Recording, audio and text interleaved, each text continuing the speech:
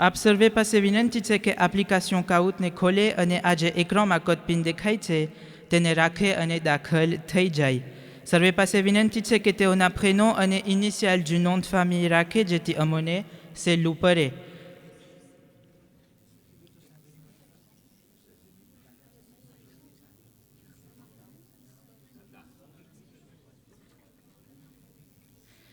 ટાઈમને મધ્ય નજર રાખી સર્વે પાસે વિનંતી છે કે જલ્દી દાખલ થઈ જાય.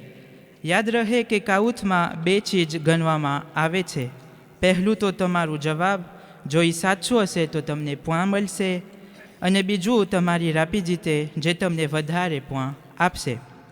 ઇન્શાલ્લાહ હરેક સવાલ બાદ જે 5 પહેલાં હશે તેઓના નામો એક્રાન ઉપર દેખાશે. અને આજે આપણો ગ્રાન્ડ ગાgnantને જમાત તરફથી billet d'avion aller-retour Réunion Maurice અર્પણ કરવામાં આવશે. સર્વે મોમિનોને જાણ થાય કે ટિકિટ ફક્ત જે અહીં હાજર હશે તેમને જ આપવામાં આવશે. યાની શરત એ છે કે ગાgnant અહીં મકામે માસુમીન અલૈહિસ્સલામમાં હાજરી આપી અને તે કાઉટ કર્યા હશે.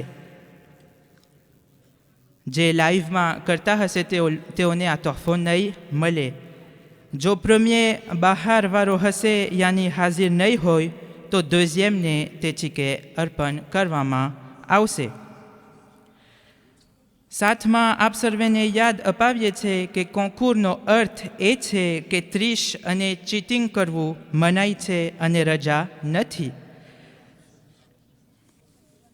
દર ફેરાના જેમ સવાલો તમારા ફોન ઉપર ફ્રેન્ચીમાં દેખાશે અને હું તેમને ગુજરાતીમાં પઢીશ જેથી બધા સમજી શકે. હમણાં હાલમાં આપણને 212 પાર્ટિસિપન્ટ દેખાય છે. સર્વે પાસે વિનંતી છે કે જલ્દી કનેક્ટેડ થઈ જાય જેથી આપણે શરૂ કરી શકીએ.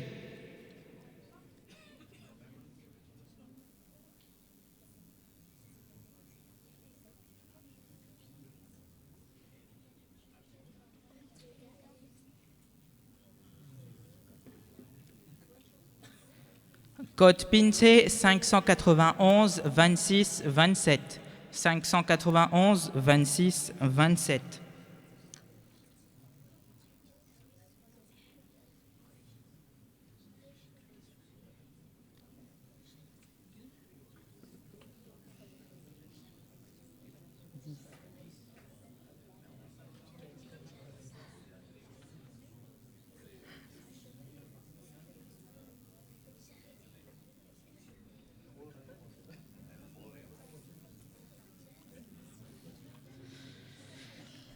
ઇન્શાલ્લાહ જો બધા તૈયાર હશે તો આપણે શરૂ કરીએ. સલ્લુ અલા મુહમ્મદ વ આલે મુહમ્મદ.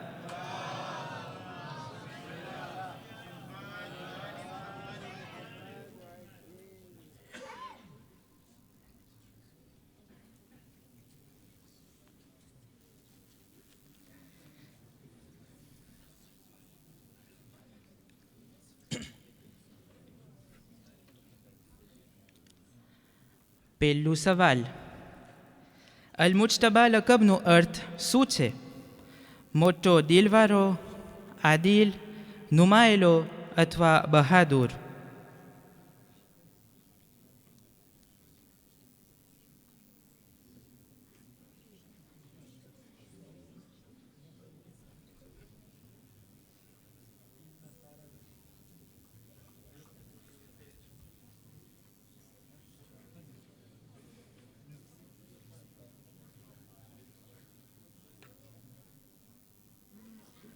હા, તો અલ-મુજ્તબાનો અર્થ છે કે અલ્લાહનો નુમાયેલો બંદો, યાની કે લે ચોisi d'Allah સુબ્હાનહુ વ તઆલા.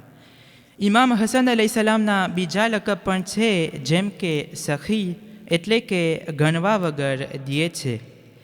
ઇમામ હસન અલૈહિસ્સલામ 2 વખત અલ્લાહ સુબ્હાનહુ વ તઆલાની રાહમાં તેમની આખી મિલકિયત આપી દીધા હતા. એટલા માટે તેમને કરીમુલ અહલુલ બૈતથી આપણે ઓળખીએ છીએ. આપણે તરત જ પહેલું ક્લાસમાં તરફ આવીએ છીએ અને બીજું સવાલ.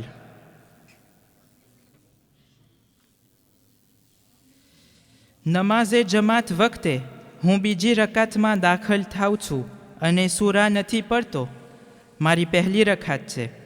ઇમામે જમાત કુનૂત પરે તો મને શું કરવું જોઈએ? હું ઇમામ સાથે કુનૂત પરી શકું છું? કુનૂત પરવું મારા માટે મકરૂહ છે અથવા મને ઊભું રહેવું જોઈએ જ્યાર સુધી ઇમામ તેમનું કુનૂત પરી લે?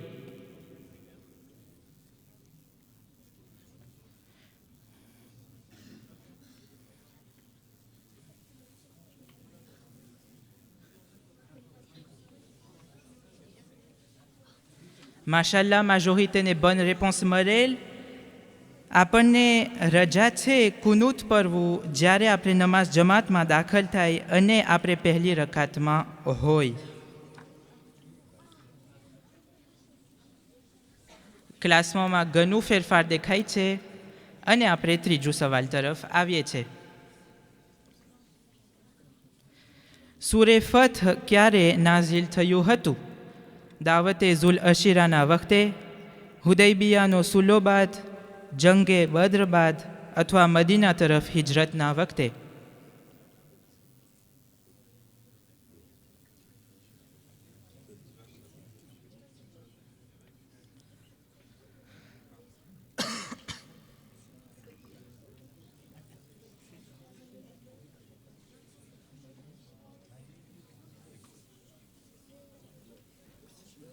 તો જવાબ હતું હુદૈબિયાનો સુલ્લો બાદ. હિજરતના 6 વર્ષ બાદ રસૂલલ્લાહ અને મુસલમાનોને મક્કા પાછું જવાનું હતું હજ માટે, પણ તે લોકોને કુરૈશીઓ મક્કામાં દાખલ થવા ન દીધા. તે વખતે રસૂલલ્લાહ હુદૈબિયાનો સુલ્લો કર્યા, પણ મુસલમાનો નારાજ થઈ ગયા કારણ કે તે લોકોને તે વર્ષે હજ કરવું હતું. ત્યારે સૂરે ફથ નાઝિલ થયું, યાની કે જીતનો સૂરો નાઝિલ થયો.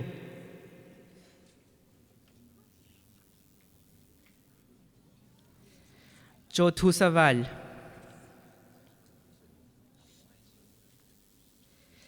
કયા ઇમામના વખતથી વકીલનું સિસ્ટમ શરૂ થયું? 6મા ઇમામથી, 8મા ઇમામથી, 10મા ઇમામથી અથવા 12મા ઇમામથી?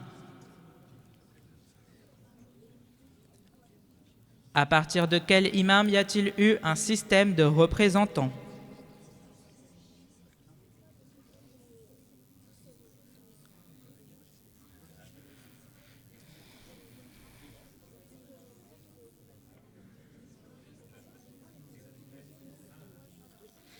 અને જવાબ હતું 6ઠા ઇમામ. શિયા જુદા જુદા દેશોમાં ફેલાઈ ગયા હતા અને ઇમામ સાથે મુલાકાત કરવું મુશ્કેલ થઈ ગયું હતું. એ કારણે ઇમામ જાફર સાદિક અલૈહિસ્સલામ વકીલને છૂટ્યા હતા.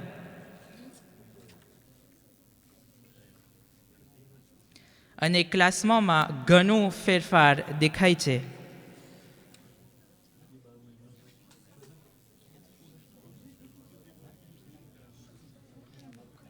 પાંચમું સવાલ. જન્નતુલ બકીમાં આપણા 4 અઈમ્માના આગળ કેની કબર છે? બીબી ઉમ્મુલ બનીન, બીબી ફાતિમા બિન્તે અસદ, હઝરત અબુ તાલિબ અથવા હઝરત અબ્બાસ ઇબ્ને અબ્દુલ મુતલિબ?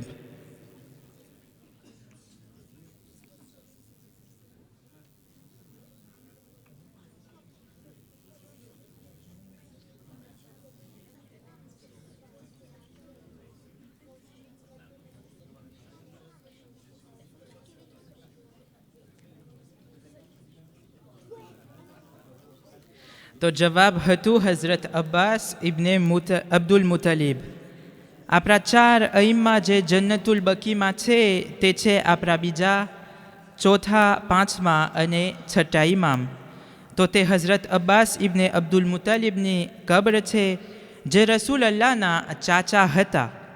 તે શખ્સ રસૂલલ્લાહને ઘણી મદદ કર્યા હતા ઇસ્લામને ફેલાવવા માટે.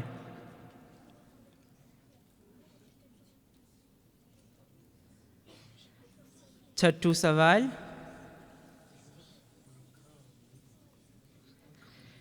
તે શખ્સિયત કોણ છે કે જે આપણા 6ઠા ઇમામના શાગિર્દ હતા અને શિમીના મશહૂર હતા.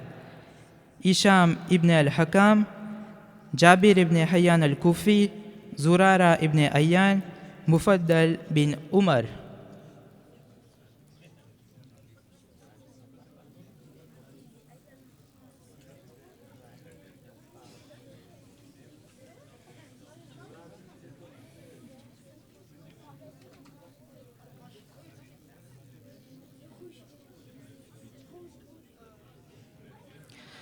જાબિર ઇબ્ન હૈયાન શિમીના બાપ તરીકે ઓળખાય છે. તે ઇમામ જાફર સાદિક અલૈહિસ્સલામના શાગિર્દ હતા અને તે શખ્સ ક્રિસ્ટાલિઝેશન અને ડિસ્ટિલેશનની découverte કર્યા હતા.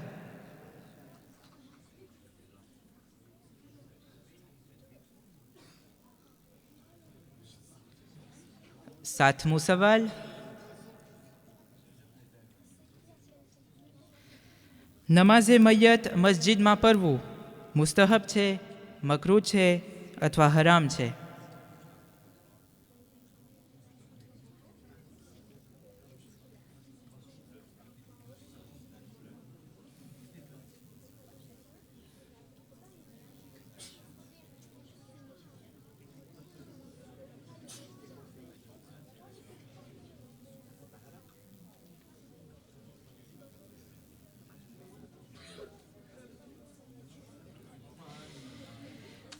મસ્જિદમાં નમાઝે મૈયત પડવું મકરૂહ છે અને એટલા માટે આપણે અહીં મા બહેનોના હોલમાં પડીએ છીએ.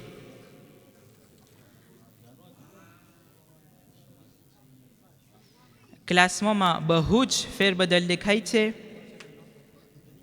અને આઠમો સવાલ. આ બધી કિતાબોમાંથી આપણા મરજા આયતુલ્લા સિસ્તાનીની મસાઇલની કિતાબ કઈ છે? બિહારુલ અનવાર, મિનહાજુસ સાલિહીન, અલ મસાઇલ અલ ઇસ્લામિયા અથવા અલ ગદીર?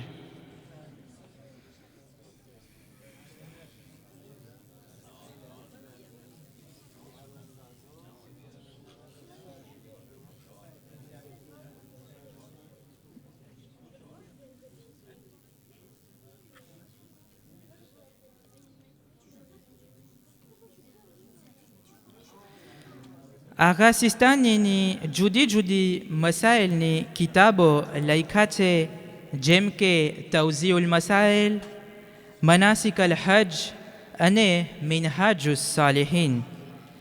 મિનહાજુસ સાલિહીન સૈયદ મોહસિન અલ હકીમ લખ્યા હતા. ત્યારબાદ આયતુલ્લા ખોઈ તેમ આયતુલ્લા સિસ્તાની તેમાં વધારો લઈ આવ્યા તે લોકોના ફતવા પ્રમાણે.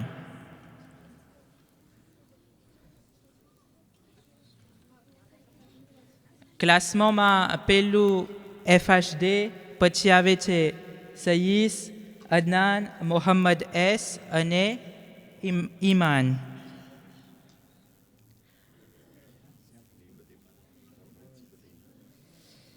ઇમામ સાદિક અલૈહિસ્સલામની હદીસમાં છે કે જે રોજુને મૂકી દે છે તે કેવો બની જાય છે?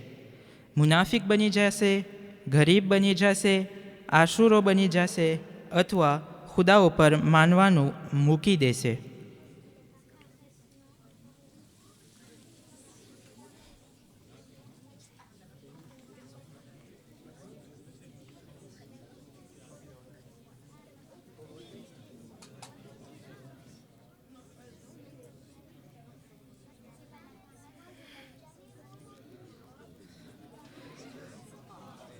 ઇમામ સાદિક અલૈહિસ્સલામ ફરમાવે છે કે જે રોજા મૂકી દે છે તે ખુદા ઉપર માનવાનું મૂકી દેશે અને આતે બની જશે.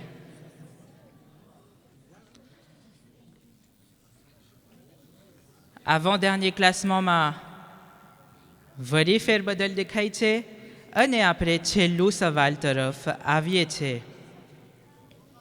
દુઆએ કુમેલનું બીજું નામ શું છે?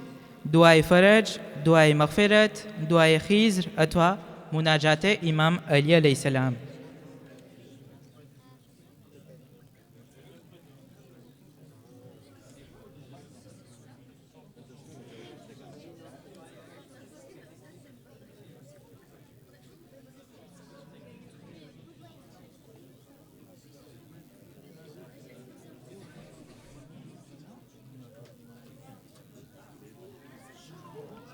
તો જવાબ હતું દુઆએ ખીઝર. શેખ તુસી પ્રમાણે કુમૈલ ઇબ્ને ઝિયાદ ઇમામ અલી અલૈહિસ્સલામને 15મી શાબાનની રાતના દુઆએ ખીઝર પડતા જોયા હતા. કુમૈલ ઇમામ અલી અલૈહિસ્સલામને પૂછે છે કે તે દુઆ તેમને શીખારે. ઇમામ અલી અલૈહિસ્સલામ કુમૈલને તે દુઆ શબે જુમાની રાતના પડવાનું કહે છે અને ત્યારથી આપણે તે દુઆને દુઆએ કુમૈલથી ઓળખીએ છીએ. હવે આપણે ક્લાસમાં ફિનાલ તરફ આવીએ છીએ. 3e પોઝિશનમાં છે TH, 2e પોઝિશનમાં શોઝબ K અને 1ère પોઝિશનમાં FHD. સલ્લુ અલા મુહમ્મદ વ આલે મુહમ્મદ.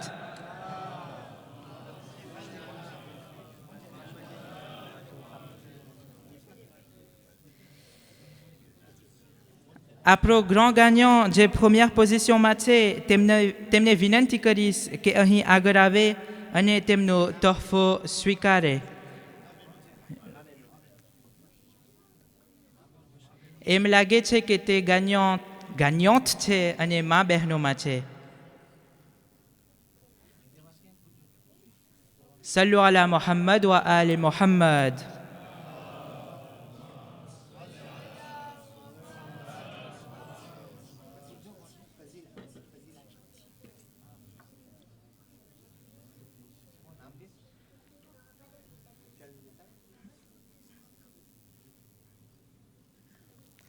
તો તે ગાgnante છે બહેન ફઝીલા હિરજેજીના.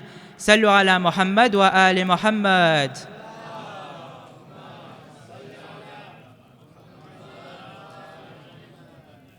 તો હું વિનંતી કરીશ કે માદામ પ્રેસિડેન્ટ પાસે કે આ તોહફો પેશ કરે. સલ્લુ અલા મુહમ્મદ વ આલે મુહમ્મદ.